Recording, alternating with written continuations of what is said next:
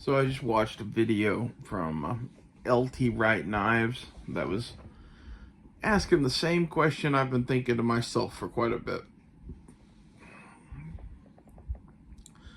And that question is, if you're going on the show alone on the History Channel, which if you haven't seen that, I'd recommend it. It's an interesting enough show. I've watched a couple seasons of it. I've not seen all the seasons of it, but I in particular watched the first season and season 6, and I have my thoughts. But on that show, with the limited amount of items that they let you bring, the question that video was asking that I've also been left with is, which would you bring, a fixed blade knife or a multi-tool? And to explain how we get to that conundrum, I'm going to run you through the items that, this isn't all the items you can choose from, but these are the ones that I think, in my opinion, are the have-to-haves. So, you get 10 items, and if you pick items other than the ones I'm saying, you could do that for legitimate reasons or whatever. It's just, after looking at the problem, these are the ones that I think are the obvious choices. And that is some sort of metal container, a pot or a pan, that is. They give you the option of a canteen. Basically, everyone on the show picks some sort of pot or pan. I really think you'd be stupid to go out there without a pot or a pan, just to boil water and cook food in. Next off, the sleeping bag. You know, I've seen on a couple forums and stuff where people were discussing this, where people were like, well, I'd leave the sleeping bag at home and take another whatever it is and, you know, build me a mountain man shelter and a browse bed and sleep under a pile of leaves. And I'm like, they're out there for like 3 to 4 months sometimes. You're really telling me that you're going to spend 3 or 4 months in the Canadian Arctic in winter and fall without a fucking sleeping bag? Yeah, fucking right. You're a moron if you don't take the sleeping bag. And third on this the first 3 items I consider to be like you're an absolute moron if you don't take these, is a ferro rod.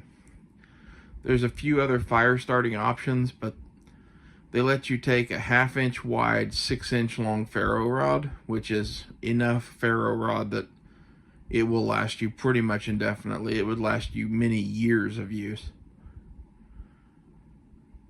So you're kind of a fool not to take that one.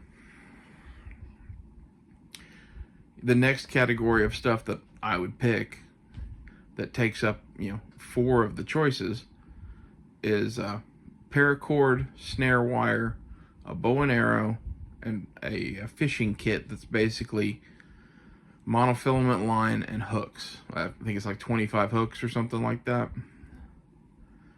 The parachute cord, you need some sort of cordage up there. You could probably make cordage out of something, but that takes time, and it's never going to be as good as the parachute cord. Not to mention, on the parachute cord, you can cut the end off and hollow out the inner strands out of the wrapper of the paracord and have way more cordage. I think they let you take 80 yards or something like that. You can use this to make a net for fishing. You can use this to help build your shelter. You can use it for about 1 billion other things. Excuse me. But also, you can use it for trapping and shit too, which is why you're bringing the second item, which is snare wire. Food is a big deal up there, and snare wire allows you to build a whole bunch of traps that just do work for you all the time. So you're kind of stupid not to bring that too. Most of these places that they do this are on some sort of big ass lake in the Canadian North, and they have massive fish up there. So you're kind of stupid not to at least give fishing a shot. And they don't let you bring lures or anything like that, but you can make lures up there, especially out of paracord if you bring some brightly colored stuff for at least some portion of the 80 yards they let you bring. There's lots of options on that. And also with the snare wire, you can help build yourself a fishing rod. You can help, build other things in your shelter or whatever. There's different uses for the wire. And then last, the bow and arrow. None of these options we've been talking about thus far gives you the ability to actually see something and take a shot at it, which, with the ability to bring, I think it's 9 arrows and a variety of heads, you can hunt small game. There's been multiple people on these shows that have killed moose with a fucking old school bow and arrow. That's pretty badass. You could maybe not bring the bow and arrow and just rely on fishing and trapping for the whole thing, but the thing is, basically everything you're trapping up there is rabbits for the most part, and they don't have any fat on them. So then you'd be relying on catching a lot of fish just to be able to survive. And that's not always a surefire thing. But neither is hunting. But in my mind, going up there without multiple plans to get food and ways to get food, you're kind of, again, stupid. So after all of that shit's out of the way, you have 3 options left. And you're going to the Canadian North in fall headed into winter. That's when they do this show. So you pretty much have to bring an axe. You pretty much have to bring a wood saw. And that leaves 1 spot left for a cutting tool. So what you gonna bring? A multi-tool or a fixed blade knife? And that was the exact same conclusion that the guy on LT Wright's channel came to with his list. I think that's pretty much the conclusion most people come to. There's a couple people on the show that differentiate and leave an axe behind or leave the bow and arrow behind and take both. But that's foolish. So basically the argument is the knife on a Leatherman multi-tool a good enough knife for it to be your only knife? Or is the fixed blade knife such a good knife that it makes up for the fact that you're giving up pliers with wire cutters, which allows you to do shit with your snare wire that actually matters? Like, you can work with snare wire without wire cutters and pliers, it just sucks. And you're not going to be able to do half of the shit that you'd want to do with it. Not to mention, the Leatherman has shit like a file and a saw blade on it, which are handy. Has an awl, it has screwdrivers and shit. Some of the people who go on the show modify their Leathermans to be more suited to be out there in the middle of nowhere by making carving tools out of some of the interior tools. I think that's probably a pretty damn good idea. So by picking the fixed blade knife over the Leatherman, you're giving up all that shit. Probably 17 to 20 different tools. Is the fixed blade knife such a good knife that you're willing to give up a file and a wood saw and all that? And like, for those of you going, well, you're bringing another saw. You're bringing probably a pretty good size folding saw or bow saw. It's not a good little fine intricate work saw. They're kind of 2 different animals. In my mind, it's kind of a clear choice, and I come to the exact opposite answer of the guy on the LT Wright's channel did. And that's, as much as I like fixed blades and would want to have one, especially if you killed something like a moose and had to field dress it,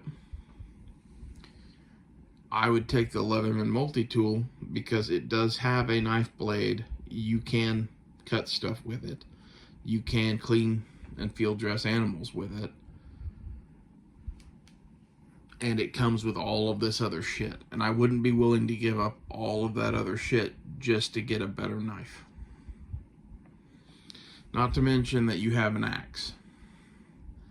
And when you choke up on the handle of an axe all the way to the head, you can use that for a lot of shit too. Whether it's, skinning out the animal, maybe, even, or carving different things, even, or splitting kindling. A lot of the stuff that you would use a knife for, you could use that axe for too, to a diminished degree, maybe. And between the knife blade on the Leatherman and the axe head, I think you could make it work. It sucks. Like, I'd really like to have a belt knife. But if it's one or the other, given the circumstances and whatever of the show, I'd pretty much always have to go multi-tool, especially if you modified one to better fit the parameters of the show. Because, like, the Leatherman that I would pick would be the Leatherman Surge, and it would have to be heavily modified.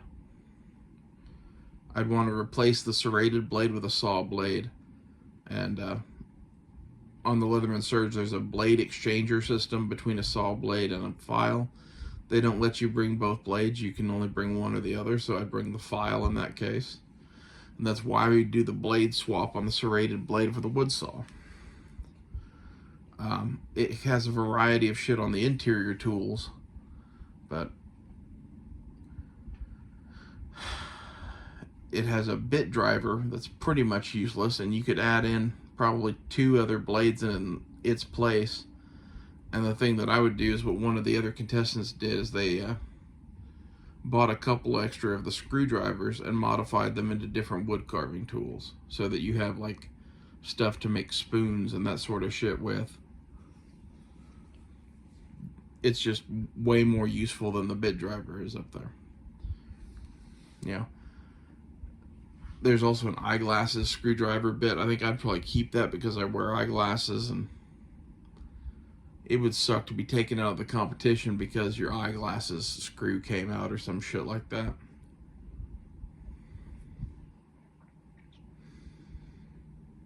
But with some minimal modifications, the Leatherman not only makes a little bit more sense, I think it makes way more sense.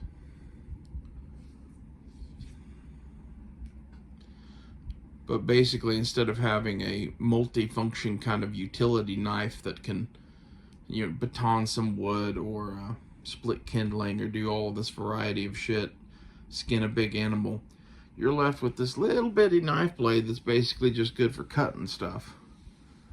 But apparently there's been 2 people on this show at least that have gotten moose, and both of them skinned them out with a multi-tool.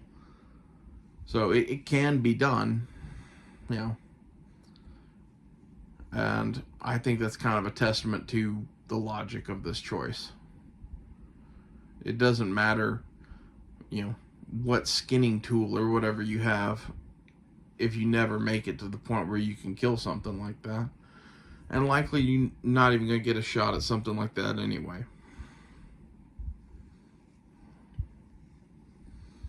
To quote the winner of season 6 was Jordan Jonas. He was like, if I end up having to skin a moose with a Leatherman, that's kind of the least of my worries up there. That'll be a good day. Something like that is what he said. Like, it's shit like that that makes me think multi-tool over knife. And not to mention, again, the pliers alone.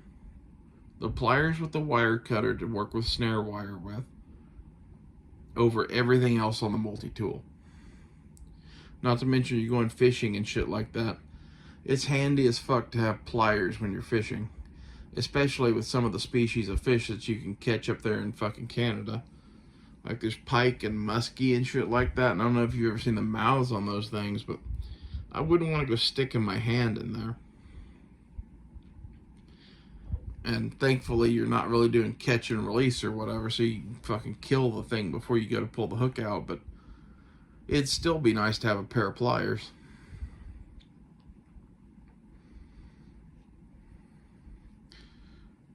I don't know. This is kind of the decision that I came to. even though I'm never going to be on the show alone or whatever. I basically got onto this by just going, okay, so what's the the real gear question here? Oh, it's knife versus multi-tool. Gotcha. Which would I pick? And I've been wondering about that for the better part of a month now.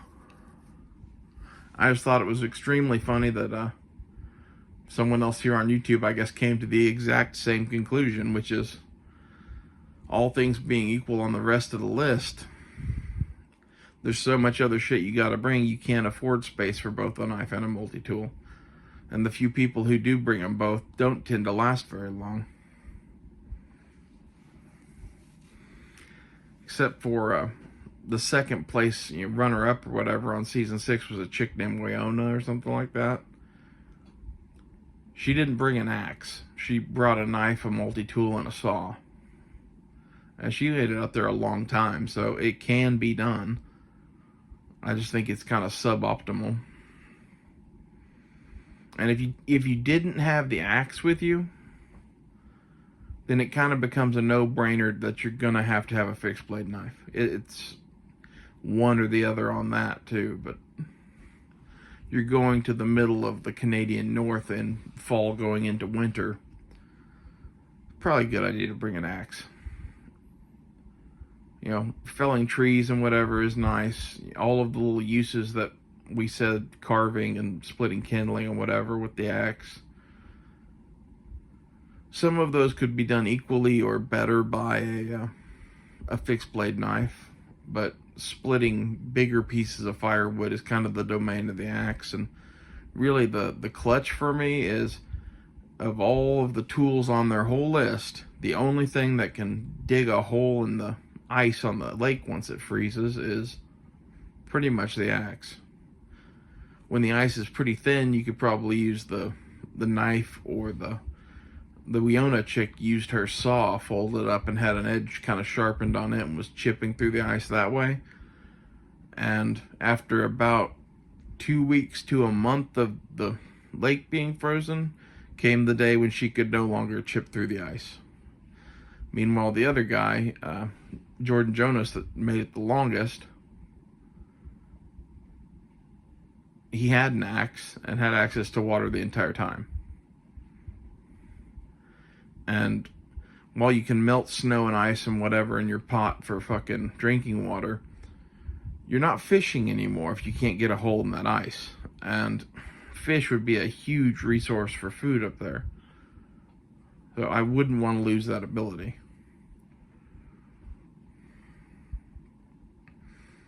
And you could be like, well, you've got an axe, do you really need a saw? You can cut down trees with an axe. You can even cut an axe, use the axe to cut the log into smaller pieces. But that's a pain in the ass. I don't know if you've ever done that or not, but it's at that point that you're like, man, I really wish I had a saw, just for the energy savings and the safety. Both using up a bunch of calories to cut firewood isn't a good idea because you're probably starving to death up there. And then the safety factor, there's a lot of people that get eliminated from the competition from stupid shit like falling down or stabbing themselves or whatever. Like, it's one thing to chop the tree down with an axe, it's another thing to use the axe to cut every bit of it up into firewood. I'd really want to have the big saw. Whether it's a bow saw or a silky saw or whatever it is, it really doesn't matter. Any saw is going to make your life way fucking easier up there. So these are just kind of my thoughts on this. I'd be curious to know what you guys think. Vote in the comments below. Fixed blade knife of your choosing or multi-tool of your choosing, with the rules of the show in place, which, as far as I know, there's not really any rules on the knife blade. But there are rules on the multi-tool in that you can't have extra blades. So on the Leatherman Surge, you get either the saw or the file unless you modify it in some way to add both somehow, which can be done. That's kind of the route I would go. I would heavily modify a Leatherman Surge and take that bitch up there. And in addition to that, the Leatherman Surge has the biggest knife blade. So I believe pretty much all the contestants that brought a multi-tool brought the Leatherman Surge as a result of that. It's kind of a big, heavy multi-tool, and it has a lot of tools on it. It's kind of a pocket toolbox. But if they'll let you bring any multi-tool you want, bring the most capable one you can. And that tends to be the Leatherman Surge. The other guy's video came to the exact opposite conclusion of this. His conclusion was basically that between splitting kindling, carving, and game processing, he'd leave the multi-tool at home and bring the fixed blade. And I'm not going to say that's the wrong way to go. I really don't know what the right answer to this is. I will say I believe multiple people who've won the show brought the multi-tool. And, especially the winner of season 6, skinning that moose and whatever with the multi-tool leads me to believe that is the right choice in some ways, but it's also just my own personal experience and opinion that leads me to believe that. So, vote in the comments below, multi-tool or knife. I'll see you guys later.